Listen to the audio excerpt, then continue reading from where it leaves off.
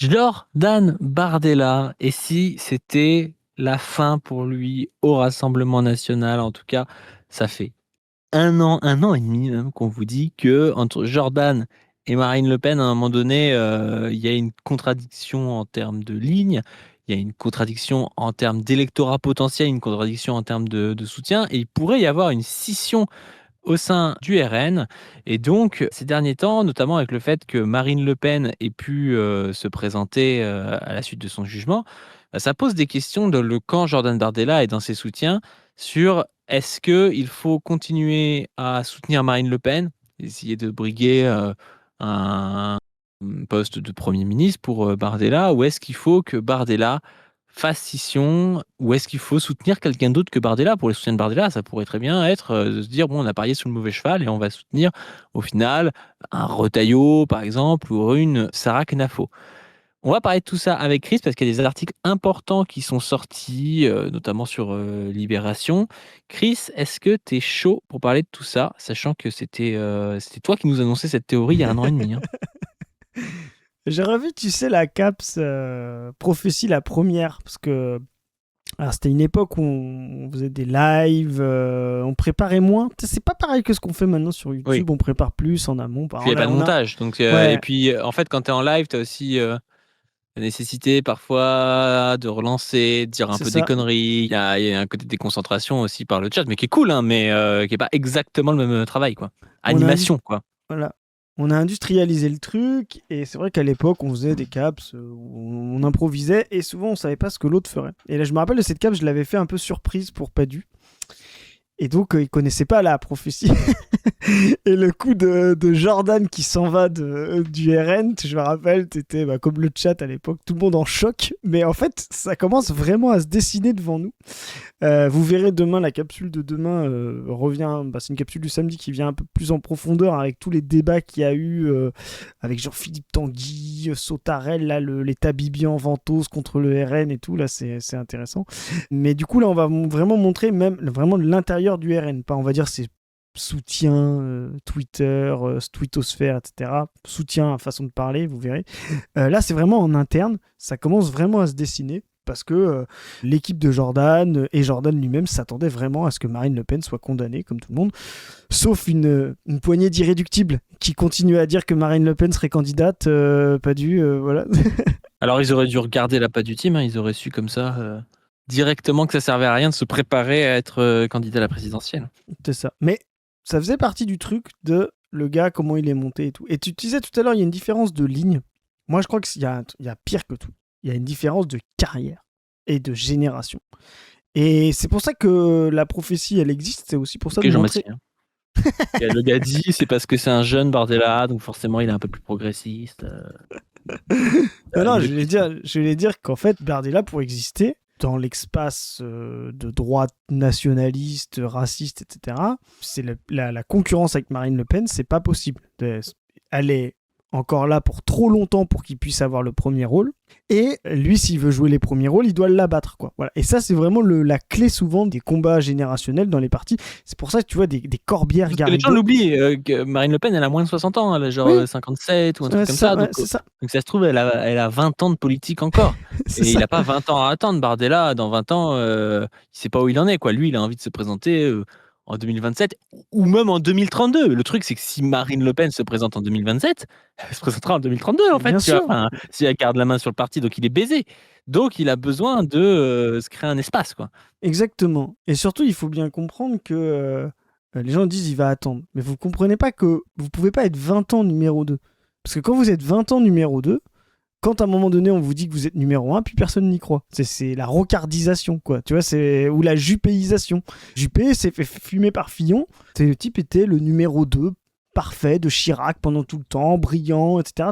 Et à la fin, il est trop numéro 2, il est marqué par ça. Donc sa carrière politique est problématique. Moi, je lui dis, regarde la pas du team, Jordan, tu ne peux pas rester avec Marine Le Pen. Sauf si t'es juste un branleur, quoi. Tu vois ce que je veux dire? Si tu veux juste. Si tu veux être maire de Béziers ou je sais pas quoi.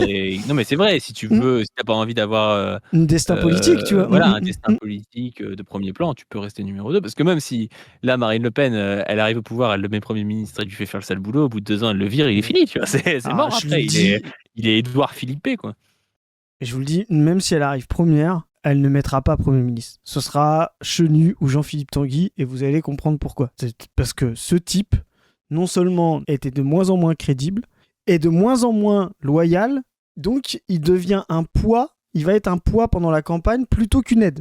Et on va vous expliquer tout ça là-dedans. Donc même ce ticket-là ne va plus avoir de sens. Et c'est ce qui, à mon avis, provoquera la scission. Donc voilà, il y a tout ça qui est réuni, et puis il y a le fait que justement, tu disais tout à l'heure, et ça c'est le fond, la ligne de l'espace Marine Le Pen aujourd'hui est pas claire. Pourquoi ? Parce qu'elle a récupéré beaucoup de gens de droite républicaine, LR, ancienne UMP et tout, qui s'attendent quand même à des choses sur le libéralisme et tout, et Bardella, elle leur sonnait bien aux oreilles.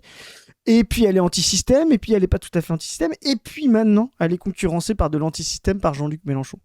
Et c'est ça qui est compliqué, et en plus, il y a une autre complication, c'est qu'elle est aujourd'hui vue comme, on va dire, quasiment favorite, première, etc.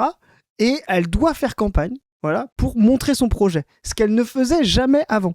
En 2012, sa première campagne, elle est outsider parce qu'il y a un duel Hollande-Sarkozy. Il reste encore les deux autres partis. En 2017, elle arrive. Il y a 4 forces autour de 20% qui sont éclatées. Et donc, c'est à la dernière minute, etc. Elle se hisse au second tour. Ça aurait pu être Fillon, ça aurait pu être Mélenchon, mais c'est un peu un hasard. En 2022, elle est le challenger principal, mais le favori reste Macron parce qu'il sort de la présidentielle et il était donné en tête, etc. Là, c'est la première fois qu'elle arrive et qu'elle fait la course en tête dans la présidentielle comme la candidate favorite. Donc elle va devoir donner un projet clair, cohérent aux masses, et ça, elle n'est pas prête pour ça. Donc, Moi, j'ai plusieurs choses. J'ai envie de faire un peu du chronique comme on fait.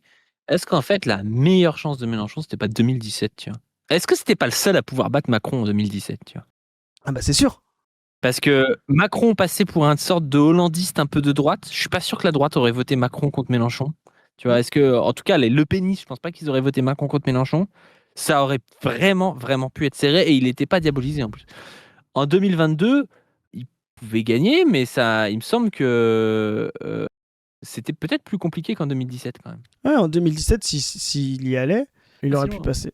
Fillon aurait...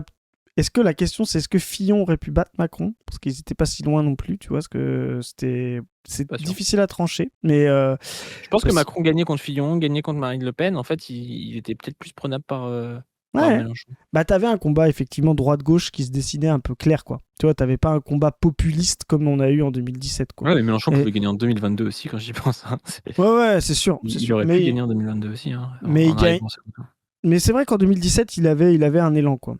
Mais la droite commence à plus comprendre en 2022 que Macron est leur homme. Donc de voter pour Macron. Ouais. Je pense que les Le Penistes votent plus facilement Macron en 2022 qu'en 2017. En 2017, je pense que les Le Penistes ne se reportent pas sur Macron parce qu'ils le voient comme une espèce d'homme de centre-gauche bizarre, en haut à droite du graphique, tu vois, enfin libéral, et aussi pour eux c'est un wokiste, donc c'est le pire. Pour eux c'est même le PS, hein, parce que du coup c'est la continuité de Hollande. Alors il se présente pas avec le candidat PS, mais en fait t'as la moitié du PS qui est là-bas, il a été ministre de Hollande, enfin tu vois, pour eux c'est la gauche, quoi. Pour eux c'était clair, quoi.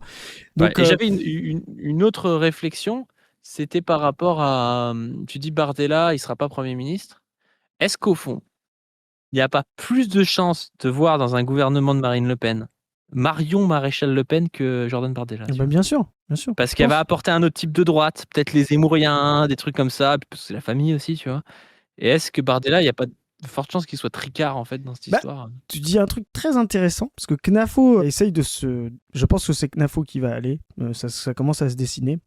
Elle s'est détachée de Marine Le Pen là dans un entretien, je sais plus chez qui, voilà, mais en disant qu'elle avait rien de Marine Le Pen, en disant que elle, sa ligne Reconquête, ça avait rien à voir et tout, elle est beaucoup plus libérale, voilà. Elle a même dit qu'elle aimait le côté pro-business de Bardella. Ouais, la ligne de Marine Le Pen, c'est deux lignes de droite, racistes, autoritaires, tout ce que tu veux, mais c'est des lignes quand même différentes. Exactement. Et ce qui est intéressant, c'est que justement ce que tu viens de dire, Marion Maréchal, qui est partie de Reconquête et qui essaye de faire les yeux doux à sa tante, là, aujourd'hui, est un moyen pour Marine Le Pen de mettre en défaut et d'amenuiser beaucoup plus facilement la ligne Zemmour. Parce que elle vient de cette tradition-là. Et donc, Bardella est en trop. Alors que justement, pour Knafo et Zemmour, et on va dire Retailleau peut-être, Bardella devient un moyen de mettre en défaut Le Pen. Donc en fait, Bardella devient en trop au RN, et un atout de luxe pour le reste de la droite. Donc, Vraiment, je vous le dis clairement, la prophétie, il y a de fortes chances qu'il parte. S'il ne le fait pas, sa carrière est terminée. C'est vraiment, sa carrière est terminée. Et je le prédis, s'il ne le fait pas, il n'ira pas à Matignon si Marine Le Pen gagne. De toute façon, Marine Le Pen ne gagnera pas, mais en tout cas, vraiment, sa carrière est terminée, quoi. Donc, vraiment, c'est très, très intéressant. Et donc, Tu penses qu'il finira quoi? Il finira comme un Florian Philippot, tu vois, en dehors du truc, avec son propre parti. Il finira. Je vois pas Non, comment un gars qui a autant de non, non. puissance aujourd'hui peut arriver à ne pas négocier un truc au LR, tu vois, au moins une ville ou je sais pas quoi. En fait, il finira trop tard, par partir trop tard. Déjà, il y a le congrès en octobre de président. On va voir comment il va être élu, qui c'est qu'on va avoir en face de lui et tout. Tu vois, on va voir comment il va être réélu à la présidence du RN. Ça va être intéressant quand même. Et je pense que oui, non, il finira par disparaître un petit peu, comme avaient disparu les Michel Rocard, qui étaient les concurrents absolus de Mitterrand dans les années 70, même s'il a fini ministre en 88, enfin Premier ministre, tu vois. Il finira comme ça, c'est comme des types qui justement sont des types de seconde zone, qui restent dans les... Voilà, et qui n'ont aucun destin national, quoi. C'est vrai qu'il y a des congrès au RN, putain, l'odeur du congrès du RN. Je pense qu'il y a du lard d'extrême droite là-bas, des mecs qui arrivent en mode Jeanne au secours et tout. Ouais. Bah avant il y avait Gollnisch pour faire ça, je sais plus qui c'est qui fait ça maintenant. Ça doit être lui Alliot qui joue ce truc là, tu vois, mais bon au service de Marine quoi. Son ex-compagne. Alors on y va. Petite mise en contexte avec un article un peu généraliste de 20 minutes. Vas-y, je te laisse le lire et puis après moi je lirai Libé. Donc le slogan, les visuels et le site de campagne resteront dans les cartons. Au Rassemblement national, on confirme tout était prêt pour lancer la fusée Jordan Bardella 2027. Mais le jugement de la Cour d'appel de Paris, mardi 7 juillet, a finalement permis à Marine Le Pen d'être candidate à la présidentielle. Sa décision a été prise très vite, comme l'inéligibilité n'était plus de cours, souffle un cadre. Au JT de 20h, elle indique se pourvoir en cassation et affirme que plus rien ne l'empêche de se lancer dans la course à l'Élysée. Très vite, le RN met en ligne le site de campagne. Ouais, ce qu'ils disent, il y avait le site de campagne de Jordan Bardella, alors je veux bien les croire, mais elle aussi, elle avait sa petite botte secrète. Ils disent la décision a été prise très vite. La décision est prise depuis 1 an, en fait, les gars. C'est ça. Elle est même prise depuis 5 ans, si ça se trouve. La décision était là, de toute façon, et le site aussi. Une affiche et son slogan pour la France. La Renaissance, qui met en scène la quinquagénaire condamnée en appel pour détournement de fonds publics dans une position christique. Sur les réseaux sociaux, l'euphorie gagne les élus du RN, pas Jordan Bardella qui se contente de republier sur X 2 posts de la patronne. Oh là là, le seul petit gars, il se retrouve à republier. Alors allez voir la caps qu'on avait fait avec Zoé en urgence pour ça. D'ailleurs, je vois parce qu'on tourne aujourd'hui, il y a Zidane qui est officiellement sélectionneur de l'équipe de France. Voilà, c'est la vraie nouvelle. Et du coup, on avait mis elle revient, tu te rappelles, voilà, donc Oui. ça reboucle. Mais allez voir ça justement, on expliquait ça que déjà Jordan, c'était bizarre comment il réagissait quoi. Ça s'est fait brutalement. Voilà des mois que le président du RN se préparait à mener sa première campagne présidentielle. Des mois aussi que le populaire eurodéputé de 30 ans s'imaginait entrer à l'Élysée au gré de sondages très favorables. Mais ça, en quelques heures, ouais. Je le dis ça parce qu'on se rend pas compte, mais à l'échelle du bloc RN, les sondages sont bidons. Ce type est une baudruche montée, exactement comme les sondages qui donnent Glucksmann à 15-16. Tu sais, à l'échelle du bloc de ce qu'est le PS. Tu vois, c'est 30, c'est énorme pour Bardella, la baudruche, par rapport à son bloc. De la même manière que 16, c'est énorme pour Glucksmann, qui sont des candidats qui n'ont rien dans le ventre. Tu vois, vraiment, qui n'existent pas. Leurs seules campagnes sont été des campagnes européennes. Vraiment, ces types-là sont faits pour disparaître dans des moments comme la présidentielle, quoi. Mais en quelques heures, à 9 mois du scrutin, le plan B redevient numéro 2. Forcément, l'attente du jugement devait être un moment particulier pour Jordan Bardella. Je ne vous cache pas, reconnaît l'eurodéputé Gilles Penel. Mais ils ont une relation de confiance et d'amitié très forte. Il mènera la campagne au service de Marine Le Pen. Oui, on y croit, ils ont une relation d'amitié. Tu sais, le groupe va bien. Tu sais, c'est vraiment le truc qui pue la merde, quoi. Dès le lendemain de la décision judiciaire, le duo est en déplacement à La Flèche dans la Sarthe. Ce n'est ni du soulagement ni de la déception. La campagne démarre et je me réjouis que Marine puisse porter nos couleurs. Mais presque disent puisse porter nos couleurs. C'est ta patronne, hein, c'est pas, elle vient pas porter tes couleurs, frérot. Ouais, c'est ça, exactement. C'est un peu comme si c'était une meuf parmi d'autres dans son parti. Ouais. C'est pas le cas. Tu sais, c'est genre les mecs, Zidane revient en 2005, là. Puis les mecs qui disent, ouais, c'est bien. T'sais, les mecs qui avaient le seum et qui disaient, ouais, tu sais, les Johan Mikou et tout, qui disaient, ouais, c'est bien d'avoir quelqu'un comme lui pour pouvoir apporter à l'équipe. Genre, Zidane, il apporte pas à l'équipe, c'est l'équipe qui apporte à Zidane. Qu'est-ce que vous racontez, quoi, tu vois, c'est... Répond Jordan Bardella au journaliste. Mais devant les caméras, le poulain a le visage fermé. L'attitude détonne avec le large sourire abordé par Marine Le Pen. En privé, on confirme que le président du RN a mis quelques jours à encaisser le coup. Quand vous êtes prêt à lâcher les chevaux et qu'on vous dit brutalement en fait non, c'est presque physique.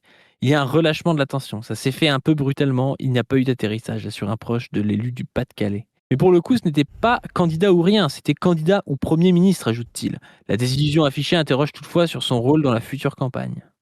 Tu vois, et ça, c'est un truc un peu où tu te dis le RN va pas bien. Le fait même qu'il ait pu apparaître autant comme présidentiable, normalement, dans un parti bien tenu, ça aurait jamais dû être le cas. Tu vois, Oui, c'est sûr. ça aurait dû, tu vois ce que je veux dire? Ça aurait même pas dû transparaître que c'était lui qui y allait après. Normalement, si c'était bien tenu, à partir du moment où elle était en appel, qu'elle attendait une décision, elle aurait dû dire je suis la candidate. Si je ne peux pas l'être, on tranchera par un congrès. Il y a Jordan, qui est le président. Ça peut être Jean-Philippe, ça peut être Sébastien. Tu vois ce que je veux dire? On verra au moment, en fonction de la configuration, du dispositif oui. des adversaires en Mais face. c'est lui aussi qui s'est joué à ce jeu-là. Hein. Exact. Il est pas Tu pour vas le voir rien. C'est après. lui qui est rentré dans le truc en mode voilà. Non, tu sais, c'est ce genre de gars, on lui demande, et il répond non, mais on a déclaré personne, mais je suis prêt. Enfin, tu sais, Ouais, oui, d'accord, bah, c'est bon quoi. Ça- C'est le gars, il a déjà les crampons, il est sur le terrain, il dit oh, je sais pas si je joue, tu vois. Enfin, n'importe quoi. J'attends la décision du coach. Ouais, c'est ça. Jordan, bah, c'est lui qui a posé le ballon, c'est sur le point de pénalty. Ouais. Jordan Bardella a déjà montré qu'il n'entendait pas s'effacer dans les mois à venir. Je vais évidemment continuer à jouer un rôle de premier plan, dit-il le 13 juillet dans un entretien au Figaro. Un parti sans discussion et des chefs entourés de silence, cela n'existe pas. Une manière de dire, y compris à certains en interne, qu'ils ne la mettraient pas en sourdine. C'est un duo soudé, il n'y a pas de risque de dissension. Ils ont leur personnalité propre, mais ils défendent le même projet, la même vision pour le pays, évoque l'eurodéputé Philippe Ollivier, conseiller de Marine Le Pen. Depuis plusieurs mois, le candidat putatif a tenté de faire bouger la ligne du parti, jusqu'ici tenu de main ferme par Marine Le Pen, osant même émettre des désaccords publics avec la députée d'Hénin-Beaumont sur les retraites ou la taxation des superprofits des géants énergétiques. Ça, c'est le délire. T'as la meuf qui est en attente d'un jugement. Lui, il dit que ça va peut-être être lui, et il commence à dire qu'il n'a pas le même programme. Tu vois, c'est complètement fou. Tu vois, genre, tu fais pas ça. C'est une folie, tu vois ce que je veux dire? C'est normalement, le type, il en prend une, quoi. Et c'est là où il peut-être un Vous imaginez ça à la fille? T'as Mélenchon en attente de jugement, et t'as, je sais pas, t'as Bompard qui commence à dire ouais, puis moi je suis pas forcément d'accord Ouais, sur tel point. taxer les riches, peut-être ça va empêcher l'économie, tu vois. La folie, quoi. Mais tu vois, et là, ce qui est intéressant, c'est qu'en plus, t'as une espèce de jeu. Les deux ont quand même un capital. Donc, en fait, t'as une espèce de jeu d'impasse mexicaine. Ils savent tous les deux qu'il va falloir rompre, mais il faut que ce soit l'autre qui tire le premier pour pouvoir apparaître comme la blanche colombe. Tu vois, c'est vraiment. Il y a vraiment un jeu. Comment la scission va pouvoir se déclarer pour que l'un ait l'avantage de la scission. Tu vois, c'est vraiment très pour intéressant. le narratif devant les électeurs, parce que à l'intérieur du parti, les gens sont pas dupes. Je pense qu'il y a des gens qui sont marinistes, des gens qui sont bardélistes, enfin, des gens sont pas cons, ils savent très bien qu'il y a deux lignes avec qui ils partiront s'il doit y avoir scission. Mais par contre, l'enjeu, c'est qui va garder la main sur l'électorat qui pèse en réalité 18%, tu vois, ou 20%, ou 23% sur cet électorat. Parce que si tu pars avec, un peu comme Maigret, tu vois, tu pars avec des cadres, avec des militants, et qu'en fait, tu fais 0,5%, ça sert à rien, quoi. Et c'est là où il y a un jeu intéressant, c'est que avec Nafo apparaît comme jeune, dynamique, tu vois, elle a fait sa petite campagne à Paris, elle a un petit capital, tu vois. Des Wauquiez, on dit qu'il pouvait s'allier avec elle, donc elle a moins le côté sulfureux de Zemmour et tout. C'est compliqué si c'est Zemmour qui se candidate que Jordan aille chez Zemmour, parce que c'est déjà, tu vois, le parti des traîtres, etc. Si Knafo reprend la main, elle reprend un espace. Elle laisse un espace pour pouvoir faire cette union des jeunes de droite. Tu vois ce que je veux dire? Ils ont la même génération et tout. Il y a une dynamique qui peut se créer là-dessus. Donc, Bardella est con parce qu'à ce jeu-là, d'être un droitard libéral, Knafo est meilleur que lui. Mais c'est ça. En fait, il va avoir le choix entre être numéro 2 de Marine Le Pen ou être numéro 2 de Knafo, presque, tu vois, à terme. Ouais. Et lui, il va se croire numéro 1 parce qu'il va dire ouais, moi je pèse 30%, mais tu pèses 30% parce que t'es au RN. Demain, t'es en alliance avec Knafo, tu vas te faire bouffer, frérot. Ouais, mais en fait, si t'es avec Qui a l'air d'être Knafo, une meilleure politicienne que lui, en plus, qui a l'air de mieux comprendre, de faire des meilleurs choix. si t'es avec Knafo, tu peux presque revendiquer, tu vois ce que je veux dire, d'y aller en binôme. Le binôme paraît plus cohérent, même si c'est Premier ministre de Knafo, et à la fin, comme c'est la même génération, il est toujours temps de prendre l'avantage l'un sur l'autre. Tu vois, tu pourrais même imaginer que Knafo dise, si Jordan nous rejoint, enfin l'union des droites est faite, et je lui laisse la candidature à la présidentielle. Tu vois, si C'est sûr qu'elle va... Non, mais c'est sûr qu'il va lui laisser. Ça, c'est pas un souci. C'est qu'il va pas gagner et que dans 2 ans, il est numéro 2 de CNAFO. c'est Et possible. c'est là où CNAFO sera intelligente, c'est que c'est évident qu'il va pas gagner s'il est en alliance avec CNAFO et il va finir par se faire avoir, quoi. Donc il y a tout un enjeu là-dessus de comment les autres candidats, Retailleau, Wauquiez, parce qu'imagine, tu as un ticket CNAFO, Bardella, un Wauquiez, du coup, ça devient beaucoup moins évident d'aller chez Édouard Philippe que d'aller dans ce truc-là. Tu vois ce que je veux dire? Et donc, toute la droite, là, si elle est maligne, et moi, si je serais Retailleau, tu sais, c'est de faire les yeux doux à Bardella. C'est ça le truc. Vous pouvez pas laisser Bardella dans cette équipe-là. C'est votre, je sais pas, c'est votre Mbappé. Vous êtes le Real, vous pouvez pas le laisser au PSG. Et donc, on va voir comment il se recompose autour de ça. Et Bardella, s'il est malin, il doit y aller exactement. Je dis, l'analogie, c'est Giscard en 74, où aller chercher l'héritier du gaullisme pour tuer les gaullistes, c'était le meilleur coup. Et pour le Giscard, mais et pour Chirac. Tu vois, ça veut dire, voilà, c'était un moyen d'en finir. Et le meilleur moyen pour Bardella d'exister, c'est comme Chirac, c'est de tuer, on va dire, l'écurie qui l'a formé, c'est-à-dire les marinistes et les lepénistes et tout, en finir avec le nom Le Pen dans la droite et recomposer quelque chose. Donc, vraiment, ça va être très, très intéressant. Relégué au second rang, Jordan Bardella aura-t-il la même liberté en pleine bataille présidentielle? Il y a beaucoup de spéculations sur la ligne économique. Le programme aurait de façon été arbitré par les mêmes personnes, mais à l'évidence, le poids de chacun aurait été différent, soupire un député UDR allié au RN, qui regrette en creux d'avoir à soutenir une candidature moins pro-business. Tu vois? Tel qu'il décide. Ces dernières semaines, Jordan Bardella avait aussi tenté de mettre sa patte sur le programme en souhaitant par exemple revenir sur l'interdiction du voile dans les espaces publics, une mesure phare du parti. Un proche de Marine Le Pen affirme que toutes ces dissonances appartiennent au passé. C'était lié à l'incertitude judiciaire, il y avait un flou sur le candidat, donc les mesures ne pouvaient pas être arbitrées définitivement.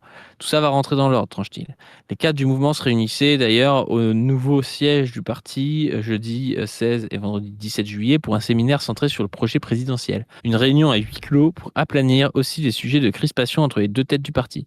Le programme est travaillé avec Jordan depuis longtemps. Marine Le Pen prend les avis des uns et des autres, mais c'est elle qui décide, c'est elle qui tranche. C'est elle la candidate. Mais d'où ça se passe comme ça dans leur truc, en fait, c'est vraiment... le candidat, il choisit tout. Enfin, c'est trop bizarre, quoi. Enfin, ça me paraît... pour moi, d'habitude, c'est je sais pas, au moins une commission, programme, avec plusieurs personnes et tout. Là, ils te disent, si c'est Bardella, notre parti qui pèse 30%, c'est Bardella qui choisit tout. Si c'est Le Pen, c'est Le Pen qui choisit tout. Mais enfin, c'est délire, le truc. Le PS, c'est un peu pareil, tu sais, au moment non, on va faire une primaire, il y a des gars qui se ressemblent pas, et en fonction de qui est élu, ce sera lui qui décide du programme. Enfin, vraiment, c'est une dinguerie. C'est bizarre, hein. La cohésion du ticket qui sera amené à gouverner le pays en cas de victoire sera scrutée dans les prochains mois. Jordan Bardella, lui, se moque de ses détracteurs dans le Figaro. Lorsque je lis les journaux, j'écoute les commentateurs, j'ai l'impression d'assister à mon propre enterrement politique. Qu'il garde l'épée, je n'ai pas l'intention d'y participer. Le matériel campagne a bien été rangé dans les tiroirs, pas ses ambitions. On verra donc tout ça. Donc Jordan, on est là. Il est en été, là. Je pense qu'il a des grosses interrogations. Grosse donc, sueur aussi, hein. Ouais. C'est pas la canicule, mais il a des grosses sueurs. Peut-être qu'il appelle Klimlock, ses potes pro-business, pour pouvoir un peu avoir moins chaud. Donc là, on va regarder vraiment. Alors là, c'est vraiment du off. Ça, ce que je préfère, c'est les barons noirs, là. Donc, je vais vous lire le truc. Voilà, mais je peux laisser le chapeau. Donc, au Rassemblement National, le soupçon de trahison des Versaillais. Pas du. Toi qui es dans la. Alors, t'es dans la Révolution française, t'es pas dans la Commune en ce moment. Mais... Ouais, je suis pas dans la Commune. Mais bon, le gars s'appelle Adolphe dans la Commune, quand même, qui décide de tuer les communaires. C'est quand même bizarre que les gars qui soutiennent Jordan soient les Versaillais aussi, quoi. Ça, c'est très bien, ça. Donc, c'est d'un Adolphe à l'autre, en fait, Jordan, tu vois. C'est ça. Influent conseiller de la direction frontiste, où ils soutiennent une ligne libérale, François Durive et Ambroise de Rancourt, t'es sûr que c'est des Versaillais là du coup, sont suspectés d'avoir poussé jusqu'au bout pour une candidature Bardella. Ils se retrouvent en porte-à-faux depuis la déclaration de candidature de la chef de file des députés au Rassemblement National. Donc là, c'est Charlotte Belaïch, la famosa Charlotte Belaïch. C'est elle qui l'a fait. Voilà. Donc, ça, c'est vraiment du baron noir. Est-ce que t'es prêt? Je te raconte tout ça. Tu l'as pas lu l'article? Non, je l'ai pas lu. Alors, tu vas voir, c'est pas difficile. Que s'est-il vraiment passé ce mardi 7 juillet entre les murs du 70 rue Coutambert dans le 16e arrondissement de Paris? Je rappelle voilà, que le siège du parti est dans le 16e arrondissement de Paris, quartier populaire français, le 16e arrondissement, pas du tout. Voilà. Donc le parti des prolos, comme on dit. Les cadres du Rassemblement National, présents au nouveau siège du parti, racontent presque toute la même histoire. Cet après-midi-là, Juste après l'énoncé du jugement dans l'affaire des assistants parlementaires, la candidature de Marine Le Pen s'est imposée comme une évidence. Il lui a suffi d'un trou de souris judiciaire pour établir son pouvoir absolu, balayant le scénario Bardella, comme s'il n'avait jamais existé. Mais dans les locaux, un homme ne parvient pas à feindre la joie. Qu'arrive-t-il à François Durive, conseiller spécial de l'ex-candidat de rechange, pressenti pour Bercy en cas de victoire de 2027 ? Il tirait la gueule, raconte un des participants. Le grain de sable est là, qui abîme le vernis du récit du RN. C'est trop sensible, panique un participant interrogé. Je n'ai rien à dire, se ferme un autre cadre présent. Donc François Durive, qui est vraiment un conseiller économique qui vient de ce terrain, on va le voir ensuite après. Dans le bureau de Le Pen, en plus petit comité, un autre homme exprime ses doutes. Ambroise de Rancourt, directeur de cabinet de la patronne et ami de Durive, se lance dans un exposé sur... écoute bien, ça c'est logique. Donc elle peut se présenter, tout le monde dit let's go, et le gars commence à dire ouais mais les risques judiciaires, etc. Il commence à se lancer dans un exposé là-dessus, tu vois. Laissant perplexe l'auditoire. Mais qu'est-ce qu'il raconte, s'interrogent les fidèles qui affichent, eux, un sourire béat, tu vois. Donc déjà, t'as un gars, Marine, elle peut se présenter, et t'as quand même un gars qui commence à dire ouais, je suis pas sûr que ce soit bien qu'elle se présente, les risques judiciaires, t'imagines la sueur du truc, quoi. On croirait un peu un mauvais roman avec les noms des mecs. Ah ouais, tout, c'est trop bien. C'est un peu ridicule. Hein. C'est trop bien. Interrogé par Marine Le Pen elle-même, Rancourt se réfugie derrière de mystérieux experts qu'il se contente de paraphraser. Pourquoi tu fais la gueule ? Finit par s'agacer la candidate. Louis Alliot, l'ex-concubin et compagnon de route depuis 25 ans, écarquille les yeux en écoutant ce trentenaire blond au visage poupin qu'il connaît mal expliquer à la chef, écoute bien, qu'elle ne devrait pas y aller.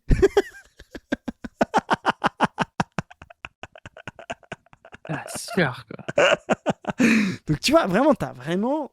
Là, on n'est pas simplement sur quelqu'un qui a merdé tout seul, le truc de monégasque, de Bardella. On a des gens, une équipe, des gens sérieux, haut placés, qui commencent à se mettre contre cette candidature Marine Le Pen, même quand elle est candidate. Et ça dit Marine Le Pen est anti-système. Non, mais ça fait vraiment penser à l'histoire du RN, c'est-à-dire ce qu'ils ont vécu avec Maigret. Maigret, tu sais, c'est le numéro 2 du parti. Il avait ramené des énarques et tout, tu vois, dans les hauts comités. Et il est parti pour ça, tu vois. Mais c'est drôle parce que, je sais pas, tu sais, ils ont ce truc de... Ils savent qu'elle a du pouvoir et qu'elle est importante, mais ils essaient de lui dire, mais c'est un peu bizarre, quoi. Tu sais, enfin, je sais pas, t'as un gars qui arrive, qui te dit, ouais, faut pas que tu te présentes. T'es là, mais t'es qui, tu vois. Enfin... C'est une folie. C'est une folie. Tu sais, c'est comme si t'as un gars qui arrive, conseiller, tu vois, genre cabinet de Mélenchon en 2017, et qui dit faut que tu te ranges derrière Benoît Hamon, quoi. Tu vois, c'est le truc chaud, quoi. Donc, recours à beau s'abriter derrière des doutes techniques, répéter qu'il ne parle que du pourvoi en cassation, ne remet pas en cause la candidate. Lors de cet après-midi tendu, l'hésitation passe vite pour de la trahison. Nouveau grain de sable. Rancourt et Durive auraient-ils trop vite enterré Le Pen au profit de Bardella ? Quand vous avez deux options sur la table, il faut attendre le jour J avant de montrer vos cartes, grince un cadre. Contactés, les deux hommes n'ont pas souhaité s'exprimer. Nos prises de position nous regardent, ainsi que le parti que nous tâchons d'accompagner, répond simplement François Durive. Ce n'est pas de la déloyauté, mais il s'était préparé à ce que ce soit Jordan, tempère un lepéniste. En politique, il y a toujours des entourages qui pensent avoir la main sur le chef. Ce n'est pas la première fois que certains essayent de jouer le match retour des droitards au RN. Mais il s'était préparé à ce que... T'as l'impression que Jordan, là, on lui a annoncé ça 1 mois et demi avant l'élection. Ouais, ça va, on est 1 an avant l'élection. C'était pas... Enfin, tu peux choisir ton candidat à ce moment-là, quoi. C'est ça, exactement. Tu peux préparer 2 candidats, en plus. Hein. C'est ça. D'autres ont déjà essayé avec Marion Maréchal. Cette fois, l'offensive vient des cathos libéraux, que certains appellent les Versaillais. Un duo venu de cette banlieue bourgeoise, diplômée des grandes écoles, qui s'est mis au service de Marine Le Pen à la fin des années 2020. Deux hommes au parcours politique bien distinct. Entre Durive, le villiériste, donc tu vois, t'as toutes les tendances. Ouais, voilà. Et Rancourt, l'ancien souverainiste tenté par Jean-Luc Mélenchon, qui sont pourtant aujourd'hui assimilés dans le parti. Parfois à tort. Devenus centraux dans le dispositif, les deux amis incarnent la montée en gamme du mouvement et sa possible mue libérale, autant fantasmée que redoutée, promise par une candidature Bardella. Donc tu vois, là aussi tu as tout la nouveauté du RN qui a changé avec beaucoup de députés, 2020, avec ses 2 seconds tours et tout. Et donc des gens qui normalement, tu vois, il y a 30 ans seraient allés au RPR, quoi, tu vois, oui, et qui maintenant vont... voilà, exactement. Ils ont beaucoup processé le programme et ne veulent pas que leur projet soit détricoté, rapporte un de leurs locuteurs. L'AS, le séminaire programmatique organisé mi-juillet, va dans le sens du réaffirmation de la ligne 2022. Donc tu vois, ce fameux truc dont on parlait tout à l'heure dans 20 minutes, en fait, Ahar dit non, mais en fait, on va y aller avec la même ligne que 2022. Ce qui est pas forcément bête. Hein. Ah bah c'est pas forcément bête, les forces sociales ont pas bougé quoi. T'as fait 23% et tout avec une ligne, Macron va s'écrouler, il y aura pas de centre, la barre du second tour va être à 17-18%. Je veux dire, je vois pas pourquoi la meuf irait se faire chier à prendre la ligne libérale sur laquelle Retailleau et Knafo sont supérieurs à elle, tu vois. Arrêtez les conneries. Donc ligne 2022, conservant un âge de départ entre 60 et 62 ans. Exit donc les velléités bardéliennes poussé par Durive de faire disparaître un âge légal au profit de la seule durée de cotisation. Nulle trace non plus de la possible dose de capitalisation obligatoire poussée par les Versaillais via leur gros copain Éric Ciotti. Symbole de sa disgrâce, Durive n'était même pas présent au séminaire. C'est sur lui que se concentrent les critiques. Rancourt concernant c'est là où il est cocu de fou, le Bardella. C'est quand il pense qu'il y a Ciotti aussi dans l'histoire. Enfin, en fait, il est noisette entre Ciotti et Marine Le Pen parce que Ciotti, il a vraiment des députés, il a vraiment une ligne qui peut aussi faire un peu de l'entrisme à LR et tout ça. C'est beaucoup plus intéressant pour elle, limite, de le mettre Premier ministre ou ministre de l'économie ou ministre de l'Intérieur ou je sais pas quoi que de foutre Bardella, tu vois. Et tu vois, lui, il est là, Bardella, il l'a dit juste après, je vais essayer, je me positionne Premier ministre, étendre au-delà de l'extrême, enfin, tu vois, au-delà du RN, pour faire... Mais justement, quel intérêt de faire un ticket si Marine Le Pen est élue, de mettre le président du Rassemblement National. Quand tu veux ouvrir, tu mets quelqu'un d'autre. Tu vois ce que je veux dire ? Il faut tendre la main, il faut mettre un premier ministre. Elle va faire les législatives et elle va dire je suis désolé, j'aurais mis Bardella, mais là on a besoin de LR, donc on va mettre quelqu'un de plus consensuel, Éric Ciotti. C'est ça. Tu vois ? Donc soit elle resserre chez elle, et vaut mieux qu'elle mette Jean-Philippe Tanguy. Bardella est pas assez resserré pour elle. Il va lui faire une... tu vois ce que je veux dire ? Il va lui faire à l'envers, quoi, comme Giscard et puis Chirac à un moment donné, tu vois. Soit elle veut pas resserrer et ouvrir, et Bardella est pas assez ouvert pour pouvoir... C'est une noisette. De centrale, il devient noisette. De centrale, il devient... Il se voyait centrale, comme toutes les noisettes, il se voyait centrale, il se voyait la candidature unique de la droite, limite. En fait, il devient noisette, le gars. C'est ça. Donc le gars, il est pas assez mariniste maintenant pour être Premier ministre, si elle veut vraiment serrer les rangs, et il est trop mariniste si elle veut ouvrir. Donc vraiment, c'est juste pas possible qu'il reste, quoi. Donc Rancourt, conservant la confiance de la patronne, qu'il dit vénérer comme une madone, et qui chérit sa liberté de ton, si rare au RN. Ce Rancourt a l'air d'être un lèche-bot de compétition. Bon, malgré 2 jours de foi entre le DIRCAB et sa chef, et les solides inimitiés qu'il s'est attiré en interne, c'est lui qui, lors du séminaire, a orchestré la présentation du programme qu'il était chargé de coordonner. Je ne vois pas un monde dans lequel il est mis à l'écart, balaye un député qui convient du malaise, mais vu Rancourt abattre un travail monstre auprès des hauts fonctionnaires, des cadres du secteur privé pour combler les trous techniques dans la raquette frontiste. Cet entre-gens, si rare au RN, rend également incontournable Durive, qui joue les ouvreurs de porte des milieux d'affaires depuis 2022. Ils voient tous les patrons depuis 2 ans. Ça, c'est vraiment leur truc. Au RN, ils ne peuvent plus les bypasser, avance un proche de Durive. Tu vois, ça c'est intéressant. Marine Le Pen en veut à ces gars-là comme un peu une déloyauté, mais ils sont trop importants dans l'appareil. Donc ça veut dire qu'ils peuvent pas être virés sans qu'il y ait une scission. Tu vois, c'est vraiment clé, quoi. C'est vraiment le truc classique qui se passe dans les partis. C'est tu coupes les têtes des chefs de l'opposition, donc tu coupes la tête de Bardella et tu prends Durive pour le mettre à ministre de l'économie, par exemple, tu vois.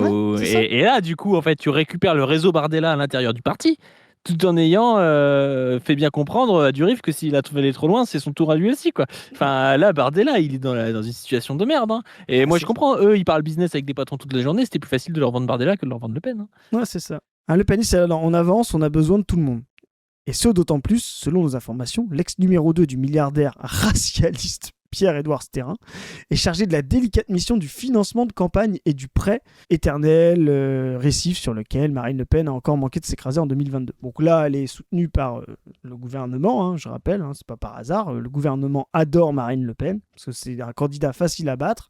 Donc le centre espère se retrouver une 3e fois face à Marine Le Pen pour pouvoir exister. Les premières soupçons de déloyauté datent d'avril 2025, des jours fébriles. Jean-Philippe Tanguy, député et apôtre Le Prénisse, apprend l'existence d'un sondage IFOP, écoute bien, réalisé sur un échantillon, donc là tu vois l'esprit Tanguy là, sur un échantillon de 10 000 personnes portant la présidentielle de 2027 qui ne teste pas la candidate naturelle de son camp, mais seulement Jordan Bardella. Sa stupéfaction se mit en torrent d'indignation quand il découvre le commandataire de l'enquête n'est autre que l'Observatoire Hexagone, une officine financée par ce terrain dont François Durive dirige le Family Office. À l'époque, l'élu de la Somme, donc Jean-Philippe Tanguy, croise déjà le fer sur les dossiers économiques avec ce conseiller de l'ombre. En revanche, il identifie Rancourt comme un allié. Avec son aide, il se démène pour convaincre l'IFOP de tester Le Pen. L'Institut s'exécute, mais un panel bien plus restreint de 1838 personnes. Donne Marine Le Pen, perdant au second tour face à Édouard Philippe, quand Bardella, lui, est à touche-touche avec le centriste. Sur Europe 1, Tanguy dénonce un certain nombre de lobbies, de personnes qui n'ont pas intérêt, évidemment, pour leurs affaires, à ce que Marine Le Pen remette de l'ordre en France. Voilà. Donc, déjà, on commence à voir les... Tanguy, c'est vraiment un bon cadre, hein, quand même. Et quand même, c'est un gars qui fait le taf. Hein. C'est leur Bompard ou leur Vanier. Hein. Ah bah oui, c'est sûr. Tout le monde suit son regard vers ce terrain et surtout Durive qui assure ne pas avoir été mis au courant de la commande de sondage. Alors que c'est un lobby de ce terrain, quoi. Les mecs de ce terrain gèrent leur vie comme du papier à musique. Et dès que ça concerne Marine, c'est toujours foireux, c'est jamais de leur faute, s'agace Tanguy. Donc les mecs sont au courant toujours de tout, sauf quand ils... Voilà. Alors ça va te plaire. Une logique d'entrisme, de noyautage. Mais bon, ce terrain, c'est des trottes de droite, en fait. C'est à ce moment-là que l'avenir politique de Marine Le Pen est assombri par sa condamnation, que Durive se met au service de Bardella. Rancourt, lui, se rapproche de l'eurodéputé au cours du procès en appel des réquisitions. Il réussit enfin à briser la glace avec le candidat bis, au point d'être pressenti pour travailler avec Durive sur le livre programmatique promis par le patron du RN en cas de candidature. Rancourt veille à se tenir à équidistance des deux têtes du RN, peut-être prenant toujours soin de mettre Le Pen en copie quand il adresse une note à Bardella et vice-versa, quoi, pour pouvoir garder sa fidélité. Il a cru que c'était fini pour Marine. Ils se sont reportés sur Jordan, pensant qu'il allait considérer la ligne conservatrice et libérale, la ligne valeurs actuelles. Alors ça, c'est intéressant, parce que vous verrez la capsule demain. Ça, c'est vraiment la ligne des agitateurs Twitter, etc., sauver la France, la civilisation. La ligne Sautarel, la F de Souche, Geoffroy... La ligne VA+, ouais. Ouais, c'est Geoffroy Lejeune, etc. La ligne valeurs actuelles que Marine n'a jamais voulu incarner. Analyse un opinioniste. Je ne suis même pas sûr qu'ils soient vraiment venus pour elle. Ils sont dans une logique d'entrisme, de noyautage. On a un temps appelé ça la taquilla catholique, mais c'est une erreur d'appréciation. L'éternel problème, ce ne sont pas les cathos, mais les cathos bourgeois. Il y a plus d'un an, Rancourt avait prévu un conseiller LR, vous allez tomber de votre chaise, on sera plus libéraux que vous. Que s'est-il passé dans la trajectoire de ce souverainiste qui, malgré sa particule, sa mèche et ses discours sur la providence, est loin d'être la caricature de la bourgeoisie versaillaise, mi-macroniste, mi-zémouriste, contre laquelle il toussait de vénéneuses épigrammes sur Facebook. Son ami, le sondeur Jérôme Sainte-Marie, qui a lui-même frayé dans les réseaux mélanchonistes, s'inquiète. Il s'est fait un petit kiff, comme tout Versaillais, qui a eu sa crise d'adolescence, mais il n'a jamais été de gauche. Balaye un cadre de l'Assemblée. Pendant des mois, les deux cathos, persuadés que le dernier verrou du RN et la résistance de l'électorat bourgeois ont multiplié les promesses de libéralisation du programme, lors de rencontres avec le patronat, Durive m'a fait l'effet d'un filloniste. Voilà. On conclut là-dessus. Il pense que libérer les énergies suffit à faire un programme, s'agace un mariniste. Tout ce qui est d'ordre libéral, c'est lui. À l'époque, sans titre ni mandat officiel, Durive s'autorisait à parler à la presse du futur programme économique du RN. Tu ne peux pas engager le parti, l'avait alors mis en garde Jean-Philippe Tanguy, lui-même prévenu par son réseau que l'ancien numéro 2 de ce terrain le dépeignait dans tout Paris comme un agitateur. Donc tu vois, le fight entre Tanguy et ces gars-là. Pour ce gars-là, Tanguy, c'est un agitateur de gauche. C'est le côté, en fait, le côté gaulliste de Le Pen qui leur font peur, en fait. Exactement. Jean-Philippe était un des tauliers du groupe à l'Assemblée, avec une ligne marquée, peu flexible. Il devait faire partie des cibles prioritaires pour tuer un élu. Son nom ne serait d'ailleurs retrouvé sur une liste noire avec celui de Sébastien Chenu. Voilà, on avait raison depuis le début, c'est excellent. On avait raison depuis le début. En amont des législatives de 2024, quand les proches de Bardella imaginaient son futur gouvernement. Putain, mais t'imagines le truc de fou, quoi. Ils vont se prendre un retour de bâton par Chenu et Tanguy, c'est bon, ça. Ah ouais. Également t'as vu dans Tanguy qui a dit « Je voterai pour Bardella, président du RN, blabla et tout ». C'est vraiment le baiser de la mort, là. Et vous verrez demain dans le truc sur les influenceurs, en fait, Tanguy rentre dans la gueule des ventoses, des machins anti-RN parce qu'ils veulent les pousser dans les bras de la droite zémourienne, dont ils savent qu'ils peuvent les battre à plat de couture comme ils l'ont fait en 2022. Donc vraiment, Tanguy, alors même s'il en fait peut-être un peu trop, mais ils veulent se débarrasser de ces réseaux sociaux bidons là, parce qu'ils savent très bien que ça ne leur apporte rien, ça n'est que de la bulle, comme l'était Zemmour, quoi. Donc ça, c'est vraiment intéressant. Alors on finit. Également dans le viseur du duo, le secrétaire général du groupe RN au Palais, Renaud Labey, pourtant longtemps dans le lot des Versaillais, certes issu de la même sociologie, ancien de Saint-Cyr, arrivé avant Rancourt et du Rive, testé dans l'ombre. J'ai un doute sur la terminologie de Versaillais, car l'abbé a plutôt montré une loyauté et une sincérité à toute épreuve, analyse un lepéniste. Son nom circule d'ailleurs pour s'occuper des relations de presse de la candidate. Marie n'acceptera pas quelqu'un d'autre à ses côtés, assure un proche du député du Pas-de-Calais. À son arrivée, pourtant, les soutiens historiques de la candidate se méfiaient. Pour les vieux marinistes, c'était l'incarnation du FN qui nous avait combattus, analyse l'un d'eux. Mais il est ultra fidèle, il croit en elle. Après cette toisé dans les couleurs de l'Assemblée, ce catholique pratiquant et le camp des progressistes représentés par les députés Jean-Philippe Tanguy, Bruno Bulle ou Sébastien Chenu ont décidé de mettre un mouchoir sur leurs convictions sociales pour mieux s'unir derrière leur idole. Avec Rancourt et Durive qui lui ressemblent, les relations sont devenues impossibles. L'abbé les a vus arriver avec méfiance, eux les jugent dénués de sens politique. L'arrivée d'Ambroise a empiété sur Renaud qui était le seul avec Marine, analyse un collaborateur. Elle lui voue une confiance profonde, mais elle a tendance à diviser pour mieux régner. Marine a toujours besoin d'être sur ses deux pieds, comme Philippot et Maréchal, analyse un ancien conseiller. Son père aussi a joué les cathos contre les négrettistes, les solidaristes, contre les nationalistes révolutionnaires. À chaque fois, l'affaire s'est terminée au mieux par un départ, au pire par une guerre civile et à la fin par la défaite. Voilà. Donc c'est la prophétie. C'est bon ça. En vrai, c'est la prophétie. Ah, il est bien l'article. Ouais. Ah, bon, il est bien. N'hésitez pas à nous dire ce que vous en pensez, à louer la prophétie. Vous pouvez être aussi dans la rédemption si vous n'avez pas cru à la prophétie dès le début. N'hésitez pas aussi à aller voir sur notre site la-brèche.org les diffusions de notre film. Si vous voulez aussi en organiser, vous pouvez le faire sur le site. Vous avez une petite carte avec les projections et tout ça. N'hésitez pas à vous abonner à cette chaîne, à aller voir, comme d'habitude, on ne veut plus, sur YouTube, Instagram, Twitter, il y a des nouveaux réseaux sociaux, on vous les met en lien, il y a le Insta de Zoé qui commence un petit peu à publier, il y a Position Revue sur YouTube et sur le site évidemment, et il y a cette chaîne, et n'hésitez pas à nous aider sur le Tipeee, et sur ce, on vous dit à plus. Salut les gens.